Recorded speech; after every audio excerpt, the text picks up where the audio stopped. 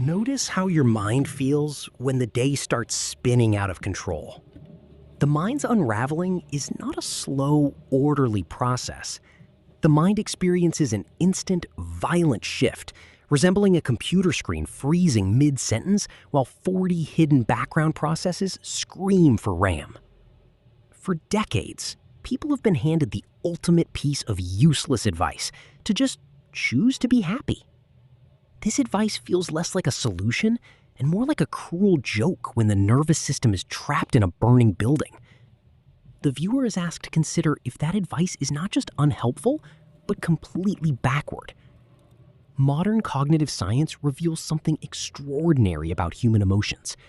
A person's emotional state is not a fragile flower waiting for the right external weather. An emotional state is a mechanical feedback loop. A person might right now be accidentally pressing down on the accelerator of that loop.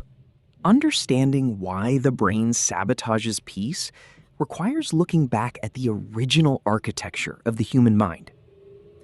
When our ancestors faced a predator, the brain executed a masterclass in efficiency called cognitive narrowing. During cognitive narrowing, peripheral vision dimmed. During cognitive narrowing, complex long-term planning shut down. The entire biological machinery funneled 100% of its resources into a single directive: to survive the threat. The human brain still runs this exact software today. The problem is that the modern predator is no longer a saber-toothed cat. The modern predator is an unread email, a crowded room, or a cascade of minor daily frustrations. Yet the nervous system reacts with the exact same primitive panic. When a person slouches over a screen, tenses their jaw, and locks their gaze onto a single point of stress, they are sending a frantic telegram to their amygdala. The person is telling their biology that they are cornered. The brain, trying to protect the person, immediately floods their system with cortisol and adrenaline. The person did not think their way into stress. The person's body walked them right into stress. This means the exit door works the exact same way.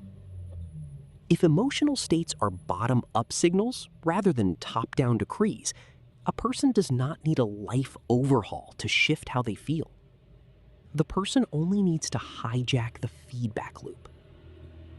3 precise psychological interventions force human biology to stand down.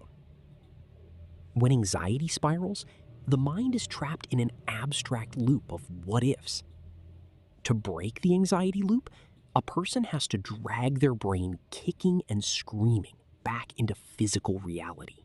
The person must name 3 tangible objects around them right now out loud. Naming objects sounds deceptively simple, but it creates a literal traffic jam in neural pathways. The prefrontal cortex cannot simultaneously run high-level panic simulations and process the raw, immediate sensory data of the physical environment. By forcing attention outward, a person starves the anxiety of its fuel. The person pulls the plug on the machine. People assume thoughts dictate posture, but the reverse is profoundly powerful. A person's visual field and physical alignment are constant status reports sent directly to their emotional center. When a person fixates on a screen with narrowed vision, the nervous system reads it as confinement. The moment a person physically pulls their shoulders back and lifts their eyes to the far horizon, something ancient happens. In nature, a wide open gaze and an open posture signal safety. By intentionally adopting this posture, a person is running a physiological bypass. The person is lying to their biology until their biology changes its mind. This posture triggers a quiet release of tension that no amount of positive thinking could achieve. Perhaps the most potent weapon in emotional regulation is also the strangest, which is simply naming what hurts. When a person feels an overwhelming wave of frustration or dread, they should not try to push it away. The person should give the feeling a precise label. The person should say internally that this is overwhelm or this is irritation. Neuroimaging shows that the moment a person assigns language to an emotion, activity in the amygdala drops significantly. This happens because the person is shifting the data from the raw emotional survival centers of the brain to the linguistic analytical cortex. The person stops being the storm and becomes the meteorologist watching the storm pass. This brings the viewer to the ultimate shift in perspective. Happiness is not a permanent climate that a person eventually migrates to.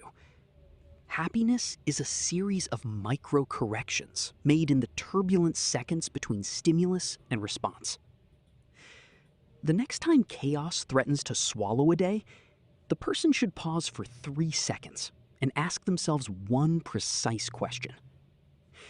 The person should ask what the strongest, most grounded version of themselves would do in this exact moment. That single question acts as a crowbar, prying a person loose from their immediate reactive impulses. The question reminds the person that they are not a helpless passenger trapped in their own emotional weather. The person is the pilot. The controls have been in the person's hands the entire time. If this exploration of the mind changed how the viewer looks at daily stress, they should consider subscribing and sharing their thoughts in the comments below. The viewer and narrator will keep decoding the machinery of human behavior together.